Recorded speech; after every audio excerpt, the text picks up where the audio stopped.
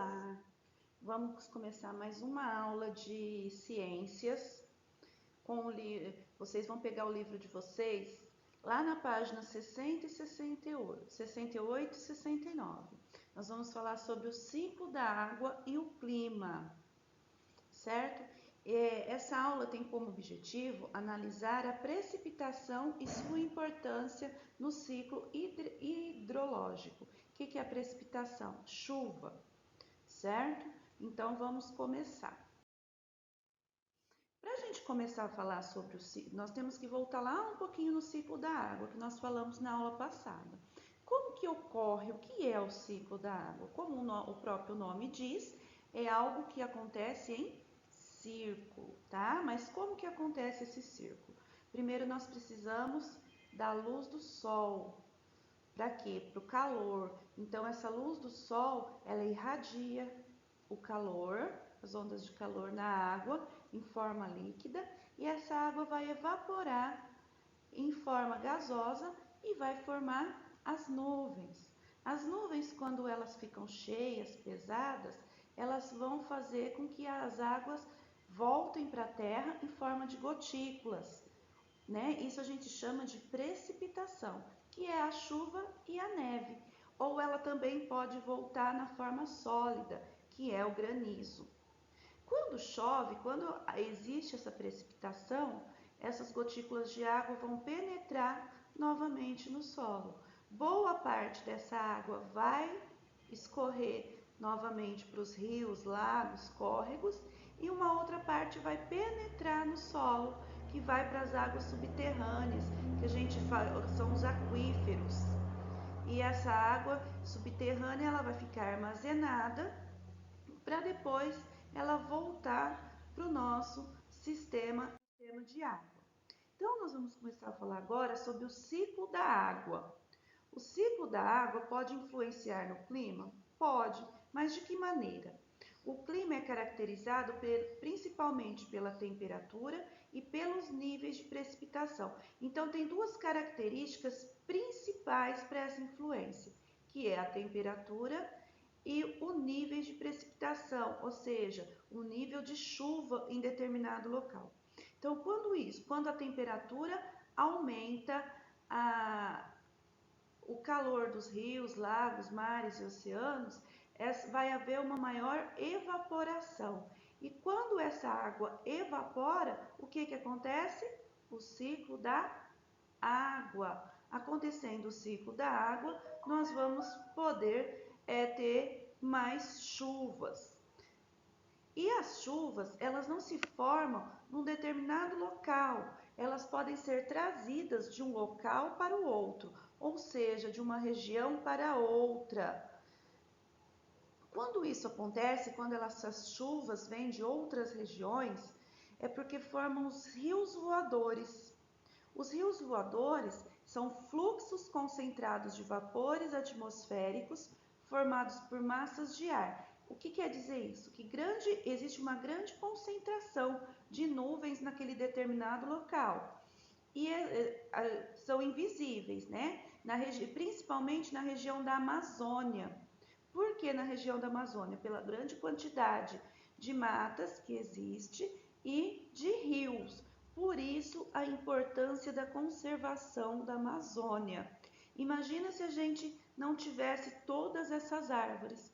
Como que essa chuva conseguiria vir para os estados, principalmente sul, sudeste e centro-oeste? Essas informações foram tiradas da Wikipedia, que é um site que nós temos na internet.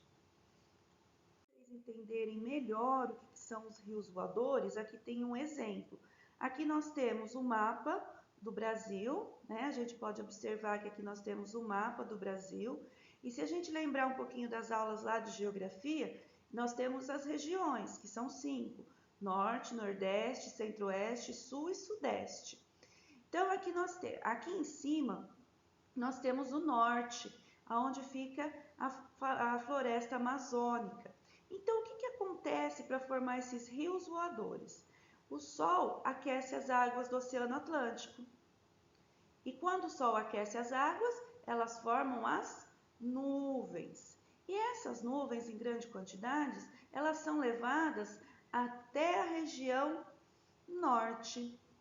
E aqui elas vão cair em forma de precipitação, de chuva, né? As chuvas vão cair sobre as florestas. Depois que aconteceu isso, a água vai ficar acumulada no solo e no solo. E as árvores vão evaporar, elas vão soltar novamente aquela fumacinha que a gente vê para formar as nuvens. Essas nuvens elas vão ser transportadas através do vento para a região centro-oeste, para a região sudeste e para a região sul, trazendo o quê? Trazendo a chuva. Então, essa massa que vai ser formada aqui na região norte, sobre o Amazonas, nós chamamos de rios voadores. E por que rios voadores? Porque é uma grande concentração de água que voa. Então vocês entendem por que a necessidade da conservação das matas? Então é muito importante que exista essa conservação das matas. Por quê? Porque o ciclo da água também ocorre na cobertura vegetal. O que é a cobertura vegetal? É a parte de verde que cobre as terras, ou seja, são as matas que cobrem a terra. Isso daqui serve como uma proteção. Quando a gente tem frio, como que a gente protege a nossa pele? Não é com uma roupa mais quentinha? A mesma coisa acontece aqui. A terra precisa ser protegida. E o que vai proteger a terra? Essa camada verde. Por quê? Porque, vegetação de uma região é muito importante no ciclo da água, com a proteção do solo e absorção das águas da chuva. Porque se a gente tem essa proteção do solo, a água não vai penetrar diretamente na terra. Então, o que acontece nessas regiões onde são protegidas por matas? O solo é poroso. O que é um solo poroso? Ele tem um espacinho para onde a água pode penetrar. Então, a água pode entrar nesses espacinhos e ali ele vai ser levado para os lençóis freáticos. As plantas absorvem a água pelas raízes. Então, aqui, as raízes, elas são grandes absorvedoras de água. Vão alimentar os lençóis freáticos, que eu já falei lá no ciclo da água, que ele fica abaixo do solo, e também as nascentes, certo? Então, quando chove, que existe essa proteção, o que vai acontecer? A chuva vai cair, né? Mas ela vai pegar diretamente a terra? Não, ela vai ficar aqui. Então, essa parte verde aqui protege para que a chuva não faça com que o solo desmanche. Então, ela cai primeiro na parte verde, escoa para os rios, para os lagos, ela penetra na terra pelas raízes, né? As plantas vão receber então essa água pelas raízes e também vão ficar armazenadas na copa das árvores. Então, esse solo aqui, ele não vai ser destruído. Mas olha aqui, quando a gente não tem essa proteção vegetal, o que vai acontecer? Nós temos o mesmo cenário. Antes aqui tinha cobertura verde, lembra da foto anterior? Agora não, foi tudo devastado pelo homem. O que aconteceu? O solo, ele não é poroso, não é um solo, os fragmentos não são, o fragmento é tudo junto. Então a água não tem onde penetrar. O que acontece? Quando a água da chuva cai no solo, essa areia é levada para dentro dos rios, dos lagos. Então aqui vai deteriorando o solo, vão formando crateras. Essas crateras a gente chama de erosão. O que é erosão? É um processo em que as águas não conseguem penetrar no solo e escoa pela superfície, arrastando toda a camada superficial do solo.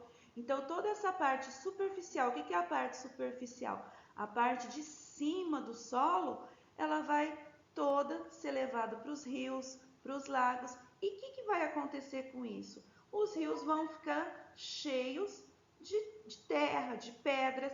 Isso a gente chama de assoreamento. Assoreamento é esse processo pelo qual todo sedimento causado pela erosão vai parar no fundo dos mares, córregos, prejudicando o ecossistema. O que é o ecossistema? É o conjunto de vidas que existe nesse determinado local, seja um rio, seja um lago, seja um córrego. Então ele vai matar os peixes, ele vai matar os seres vivos verdes, clorofilados que existem ali. Então a importância da preservação do verde também está relacionado diretamente à água.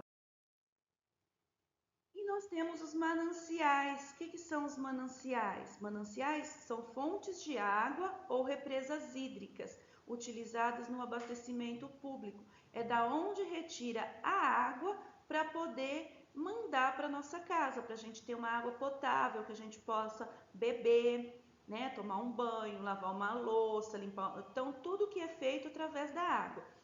Podem ser superficiais. O que é superficiais? Onde a gente consegue enxergar, como os rios, lagos, riachos e represas, ou subterrâneos, como os aquíferos e lençóis subterrâneos, as águas que ficam abaixo do solo. Como que a gente consegue perceber essas águas? É quando se fura um poço, que joga toda aquela água para cima, elas estavam guardadas aonde? Nos lençóis subterrâneos. E nós temos o grande privilégio de viver numa região onde se encontra o maior aquífero, ou seja, um dos maiores lençóis, uma quantidade de água subterrânea muito grande, que é o aquífero Guarani. Aqui nessa imagem, a gente vê um manancial onde está sendo despejado esgoto, ou seja, aquela sujeira que sai da casa da gente não é tratada e é jogada no manancial, numa represa, da onde depois se tira a água para o nosso consumo. E aqui nessa outra, a gente vê uma outra poluição, que é por lixos domésticos, no caso aqui a gente vê garrafa, papelão, então tudo isso daqui, e depois essa água aqui é reaproveitada para o nosso uso. Imagina como ela tem que ser tratada e com quantas impurezas que ela vai chegar na nossa casa. Então, por isso que nós temos que ter a consciência da importância de estar protegendo o meio ambiente, porque nós dependemos do meio ambiente para a sobrevivência. Quando acontece esse tipo de coisas no ambiente, esse tipo de degradação, quem vai sofrer? A nossa saúde, certo? Agora, da página 69, vocês têm duas questões para estar respondendo. Então, vamos assistir o vídeo, fazer a leitura do texto e depois responder as questões, certo, pessoal? Combinado? Até a próxima aula.